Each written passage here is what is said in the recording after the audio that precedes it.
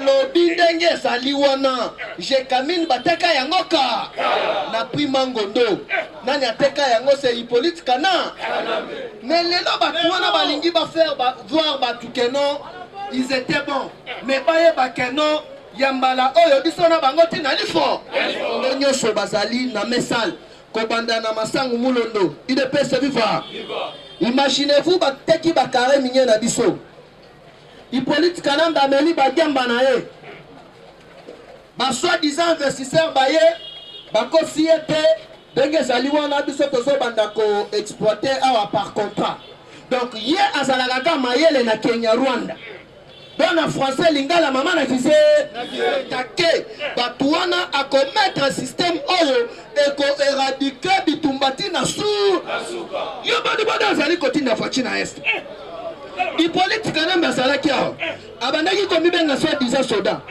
mbala bani oyo Hippolyte Kana akenda yango toali commettre tous les mbororo na kati ya parlement boye bakeno à bientôt là toko se prendre en charge opération toyebinda IDPS viva parti au pouvoir viva Fachibe.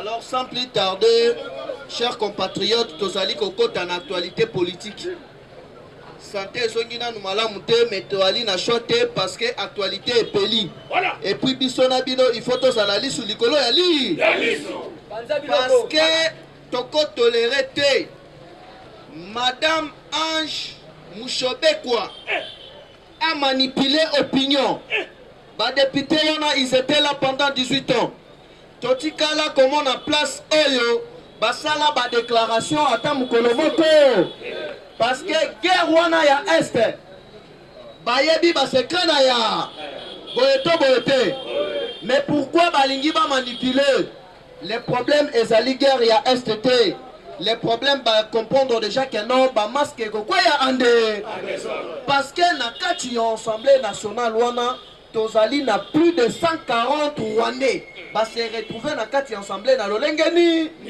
UDPS viva. Pourquoi baboma papa Wemba toloba te tozwi émission na audio ya papa Wemba oyo alobela kasir makambu ya guerre ya est parce que papa wana ayebaka makambu ebe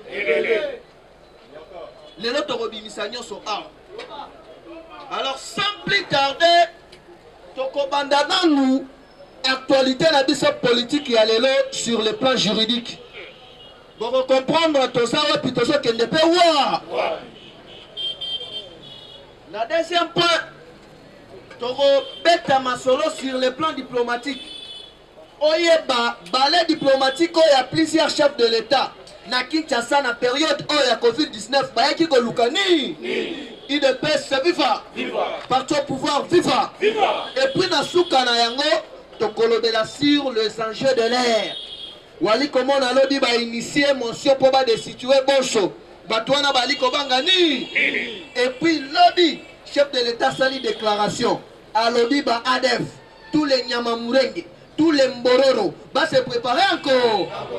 Parce que réplique oyo ba ko répliquer et kozala sans pitié. Donc sama IDPS viva. Muko tombolo ayema. Kanga siko likofi tombola ganga ba. Fachibe. Film bandarate salini. Bango machine ya politique na Congo c'est leader. Awa siko yoka. Député Amata. Akita. Bisogno so peuple congolais na kati assemblée nationale.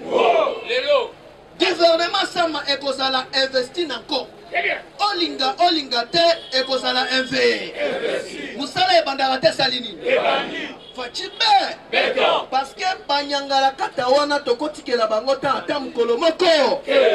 Chers combattants mais Congo bateka ki yango déjà. Nani yango abimi pour la kosa la sortie médiatique. Parce que plusieurs bazalaki na ba discours ya haine. Les discours tribal. Pour na accuser Fachi. O Chilombo ateki mboka, Chilombo ateki mboka. mais lelo proche ya Kabila abimisi bango na video alobi ndenge ezali wana Jekamine bateka yango ka na Prima Ngondo nani ateka yango c'est Hippolyte Kana mais lelo batu wana balingi bafaire voir batu keno ils étaient bons mais baye bakeno yambala oyo biso na bango tina lifo UDPS viva toujours banda actualité politique sur le plan juridique tokolobela makambo ya Willy Bakonga mais tokoloba mama na mozindo nini ebatami na sima wa kokamwa te omona abeshole mukwa parce que mafia wana ya Willy Bakonga asali yango na abeshole na mbo UDPS viva boni pendant plusieurs années voyez qu'on sent la déclaration tozali kolongola plus de 2500 écoles na liste bagréya bango biso toyeba te banda soki indépendance ba école wana ebandaki koexiste bobandaki kozwa mbongo ya baparent mais boni kaka sikoyo te tolongola bango na liste ya ba école katoyo UDPS viva Bakonga alobaki déjà na collaborer na justice na koloba nyo lelo ndenga azali wana bakoya na ye awa bien ligoté UDPS viva inde na selemba we azali ye moko te okomona na ministre Pasteur UDPS viva toloba te topanza te musele bandara te sali nini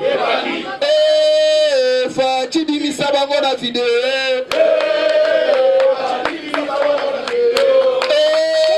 Fachi bimisa bango na video Fachi bimisa bango na Fachi bimisa bango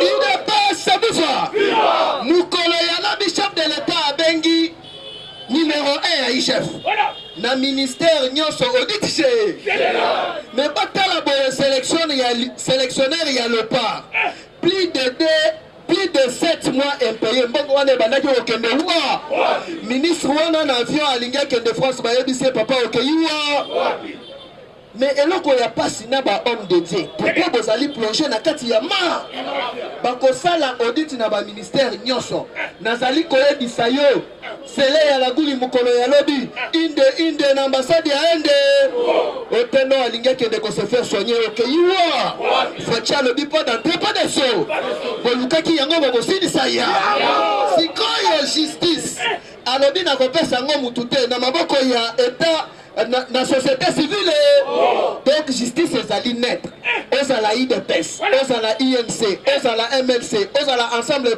pour le changement opération mukwa c'est mukwa ti mukwa bango balukaki bakosilisa ya IDPS viva bango nyonso bazuki ndo bakonga na katolike bakotuna ngulu boyaka ta saini abituna me emalobi na bango nini UDPS viva Fachibe wana ya koya saliko awa sikoyo yoka cher combattant bidje oyo zali komona oyo ya 10 milliards oyo ezaki na 4 milliards a bientôt ekobata yango moko ekomata na lolenge nini mais boni bwali kotonga bandako bwali kotonga ba immeuble ils ont plusieurs députés oyo bazali na ba immeuble na Porto mbongo wana boselaka yango wapi ozali na salaire ya combien UDPS viva parti au pouvoir viva mais lelo batuna matata mponyo l'Assemblée nationale pona nini guerre ya F ezali kosila te matata mponyo alobi guerre wana ezali kosila te parce que batu oyo bazali koparane guerre wana bazali na kati ya Assemblée nationale plusieurs bazali occuper ba poste moko stratégique na mboka na mutu ayebi secret ya guerre wana ezali Hippolyte Kana ezali Moïse Katumbi awa sikoyo kapona nini bazobanga gouvernement ya union sacrée e banda musala te parce que objectif ya union sacrée ezali keno guerre na est esala nini social ya peuple congolais ezala kitoko banque ezala calme monnaie ezala stable UDPS viva mais plusieurs ya batuana o occupant ba poste moko stratégique ya mboka na biso bango nyonso bazali na mesal kobanda na masangu mulondo UDPS viva. Imaginez-vous bateki bakare minye na biso Hippolyte Kanamba ameli bagamba na ye ba soi-disant investisseur baye bakosi ete ndenge ezali wana biso tozobanda ko exploiter awa par contrat. Donc ye azalaka kaka mayele na Kenya Rwanda don na français lingala mama na kise UDPS viva mayele na ye ezalaka na Kenya Rwanda basinye sikoyo bakontrat wana bato oyo barécupere bakare minye na biso bango bakei kohypotheke yango na babanke internationale bakomi koexploite yango biso ata di front tozwaka katumbi na kati plusieurs personnalités citées na kati ya bamafia wana yango monaki bayaki komettre en place système po babalkanize RDC mais biso na bango lisu likolo ya parce que carte na bango wana na plusieurs multinationalistes ezali étalé au grand jour yango bamonaki États-Unis alobi eloko ya liboso toko combattre ezali lutte contre la corruption. Awa sikoyo kandenge carte ezali kobeta matolo batotolo bate. Bamonaki chef de l'État na voyage na ye ya États-Unis accueilli ko renouer relation na FMI na Banque mondiale. UDPS viva parce que ba transaction nyonso wana na ba vente ya ba carré minier na biso et bandaki kolekana na canal ya FMI na Banque mondiale parce que il y avait de mafia là. UDPS viva parce que bokomo na awa voire même ancien directeur ya FMI na kombo ya Dominique Strauss-Kahn a commis livre sur comment est-ce que ba utiliser ba minerai ya RDC abusivement. Yango ozali komona ba multinationaliste wana bali ko combattre pouvoir ya Fachi mais bakutani na kolonsa. Qu'est-ce qui va se passer? Dès que ezali wana ezali na dossier déjà ezali ko se préparer pour la récupération ya mabele na biso na ba minerai na biso oyo Hippolyte Kanambe atelka. D'abord nazali ko signaler bino que butu ya lelo barate ko assassiner Albert Yuma. Tolo bate. Pona nini barate ko assassiner ye? Parce que alobi vérité ça que ye moko aye. UDPS sebufa. Mwana ya ko yazaliko. Soki bakoboma na babomana na ba. Procédure ezali ndenge nini? Ba saisir de chaque communauté internationale. Plusieurs pays africains bazali au courant. Qu'est-ce qui va se passer? Ba multinationaliste wana na ba mafia wana bayaki ko signer ba contrat bayaki ko somba ba minerai na biso et pas ya individu Hippolyte Kanambe et non la nation République démocratique du Congo. Qu'est-ce qui va se passer? Denge sali wana biso bakolo mabele il faut récupérer mabele na bi ba contrat oyo ba signa na ba Lambert Mende na plusieurs ministres oyo bandaki komona bali kolekana media basali ko défendre Kabila yeba kerno batuana basalaki na kati ya complicité ya koteka mabele na bi et là na moni société civile te soit disant ba ONG ya ba droit de l'homme te basala ba déclaration na media UDPS viva sikoyo awa carte ezali ndenge nini okomona liboso awa au ministre au sénateur osali likambumbala bokomukwa Hippolyte Kanambe komona na yo pas cité à bientôt là à correspondre na ba acte na parce que ndenge aliwana cher combattant ba minerai na biso bateki yango na ba prix mangondo il y a Chikolobo 35 milliards Idriss Déby oyo babomi awa parce que autaki ko dévoiler dernièrement comment est-ce que Kabila atekela ema frauduleusement pétrole na biso France a exploité yango l'air ba moni bongo ba utiliser quand garde na ye abetie mbuma oh asali clash lukuta mune yango toali koloba na Fachi na batu oyo basali koloba o Fachi akende est Fachi okende est c'était ba institution ezali awa na kicha UDPS viva makambu Fachi alobaka okende est ezalaki sur le plan politique Fachi okende est tant que ba institution nyonso ezali na RDC Fachi okende est ça veut dire que non ako contre-attaquer batuana à commettre un système oyo eko-éradiquer bitumbati na su yo bani azali kotinda faci na este Hippolyte Kanambe azalaki awa abandaki komibenga so diza soda mbala bani oyo Hippolyte Kanambe akenda yango toali commettre tous les mbororo na kati ya parlement boyebake non à bientôt là toko se prendre en charge opération toyebinda sikoyo awa yoka procédure ezali déjà bakare nyonso minye ekozonga na maboko na biso ekozala géré par États-Unis d'Amérique bato wana sikoyo la Chine Russie Iran bakomema Hippolyte Kanambe na ba instance internationale pour azongisela bango mbongo na ba UDPS viva mais en entendant biso torécupéraka mabele te tosali nini tozali kosignale mokonzi ya mboka basignale biso na kati ya cabinet ya directeur na yo ya cabinet ya sika leki ya Didier Etumba azali wana chargé soki ya ba question politique Didier Etumba kabilise mune leki na ye na kati ya cabinet na yo mokonzi ya mboka aye kosala ni tozali kosenga recyclage na cabinet ya directeur ya cabinet ya chef de l'État directeur ya cabinet soki ozali koyokia biso longola leki ya Didier Etumba na cabinet na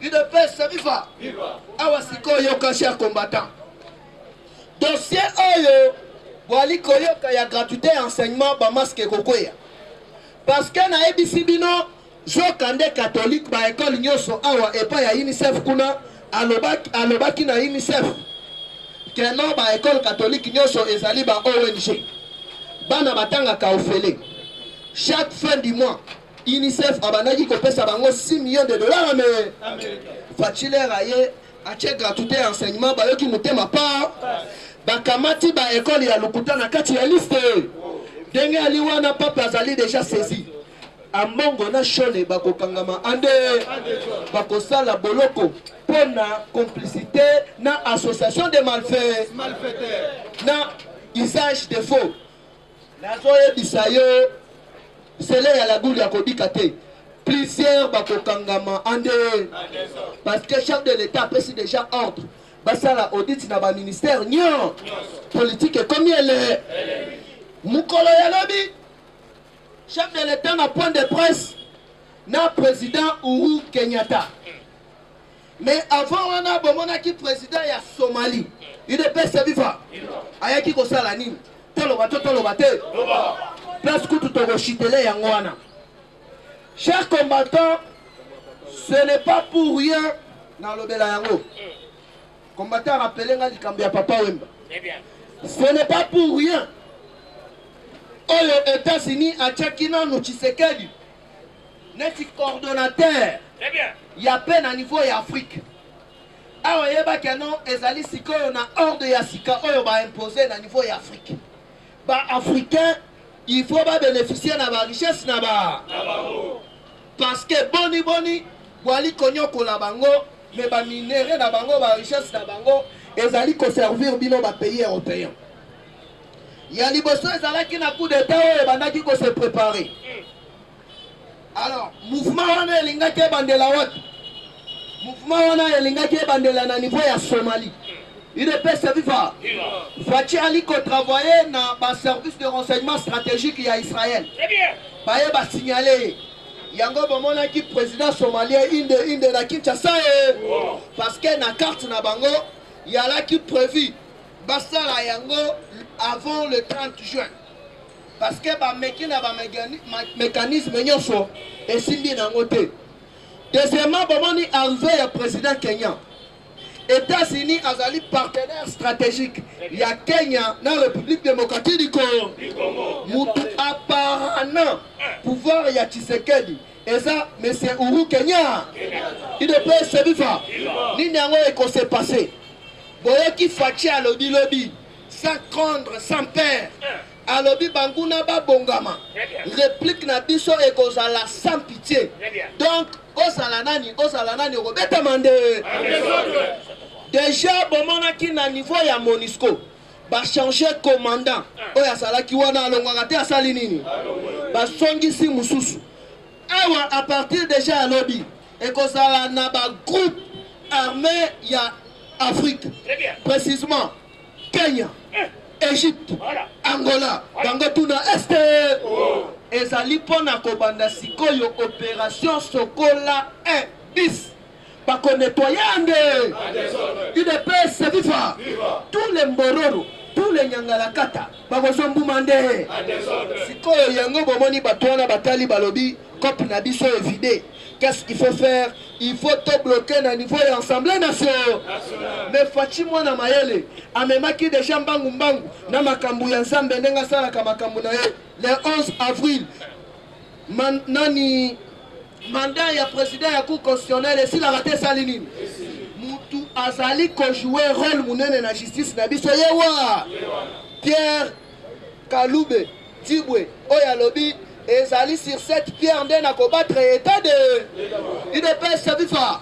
Parce que ceux qui vont investir gouvernement, peuple a qu'à se prendre en charge. Donc il y a une assemblée nationale. Gouvernement a présenté programme et pas y a biso père. UDPS viva. Moutou akoya ko intercaler biso a kozala. Nazali ko chiter na place ya liwa ya Papa Wemba. Pourquoi Papa Wemba a kufa? Tolo batata lo bate.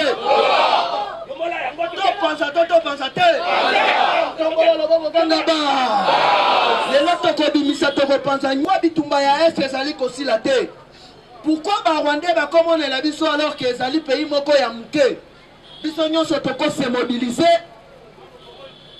toko ti Rwanda plus de 80 millions de Congolais to attaquer bango to récupérer na Rwanda ande batu ala ba mesana kopesa Kabila rapport ezali na des journalistes na koboya kotanga makombo na bango pour des raisons sécuritaires na ngamoko personnel. UDPS viva parce que on azali ko bimisa le place bazali mitema ezali ko betamba ndeba coopérana Ouattara tellement un criminel comme Hippolyte Kanambe basala emade. Et puis pour votre information, Papa Wemba bakunda ete na nécropole. Papa Wemba babwakela na babwakaye na Kingaka. Jassim Memo. UDPS viva. Qui était à la base? C'est Olive et Joseph Kabila. Bah utiliser kaka nos propres frères congolais pour passer la Papa Wemba Mabe. UDPS viva. Mais le lot la vérité est venue au grand jour. Bah yé bakeno ba mataba kita justice en Zambie ça. Dengue aliwana. Boye bakeno bakangi déjà Caleb. Mais Caleb azali ko sens azali ko bimisanyo. L'air bomoni ba Albert Yuma. Oya azalaki pas droit ya Kabila. A se déchaîner abimisi ba secret. Bazo luka ko bomaye soki ba ko bomaye ba bomaye etali biso. C'est pour vous dire que ça va t'avoir kufa. Aloba à bientôt ba masque ko quoi. Comment na ba tobele. Na ba bana ki komi benga ba Tshisekedi na ba bana ki komi benga ba Congolais ba ko bimisa identité na bango na poa mais biso peuple to ça na bango lisu likolo ya li bango nyoso bazikindo Hippolyte Kanambe na Kagame ba ko tuna ngulu boya gatasani alobi tuna même alobi nini gaina bidolo lobi. Eshima, votre magazine qui bat au rythme de l'actualité. Une réponse à vos besoins en information, un éclairage dans divers domaines. Impartial, documenté, instructif. Eshima au cœur de l'info. Retrouvez la nouvelle édition. Exclusivité. Estache Mouandi, ministre d'État, ministre des Ressources hydrauliques, relève le défi de la libéralisation du secteur de l'électricité. Des actions concrètes. Cap sur la libéralisation de l'électricité. Installation des mandataires ARE et ANSER. Fonds Mwinda qui permettra de fournir de l'énergie électrique propre à 15 millions des Congolais. Signature contrat B-Box. Plusieurs protocoles d'accord signés dans le cadre de la mise en application de la loi sur l'électricité. Les avancées enregistrées dans les secteurs des ressources hydrauliques et électricité grâce à la vision du ministre d'État Estache Mouandi représentent un acquis indispensable qui balise le chemin vers l'effectivité de l'amélioration du taux de desserte en eau potable et en électricité. Focus. Payer l'impôt est un devoir civique. Le directeur général de la DGI, Barnabé Mwakadi, sensibilise les assujettis. Dossier Eshima, les épidémies les plus dévastatrices de l'histoire. Nation, le ministre d'État Ribens Mikindo met en valeur les blocs pétroliers et gaziers de la RDC afin de transformer les potentialités en hydrocarbures en véritable richesse. Élection 2023, le compte à rebours de la Senco. À lire également les portraits de Kelly Kunte, journaliste chevronné. Économie, budget 2021, moins ambitieux, plus réaliste. Culture, les tabous de l'inceste. Retrouvez l'intégralité du magazine Eshima dans les kiosques. Eshima Magazine, un nouveau standard d'information.